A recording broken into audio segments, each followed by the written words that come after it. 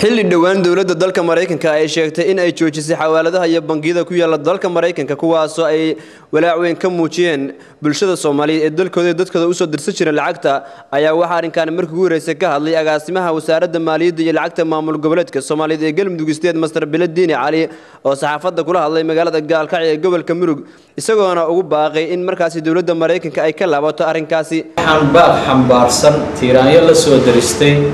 walaalaha Soomaaliyeed ee ku nool dalka gudihiisa xawaaladihii Soomaaliyeed ee laga xiray qaar ka mid ah isteediyada Mareykanka waliba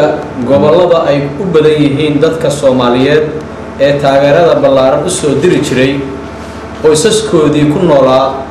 Soomaaliya kuwa oo badbaadiyay shacbiyadda Soomaaliyeed laga soo bilaabo xilligii ay burburtay dawladdii dhexe ee Soomaaliyeed ayna ka soo wareegtay 21 sano waxaan dawladda Mareykanka ka codsanaynaa anigoo ku hadlaya magaca dawlad goboleedka Galmudug State inay ka laabato talaabada ay qaaday ayna qaadeen qaar ka mid ah gobolada Mareykanka waxayna ummadda Soomaaliyeed talaabadaas u horseedi doontaa xilli gaajo iyo geeri ba'an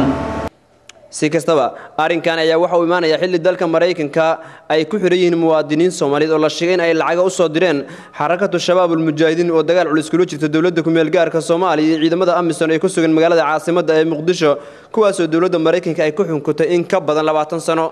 Saciid Cismaan Yuusuf Lafoole S24 TV magaalada Gaalkacyo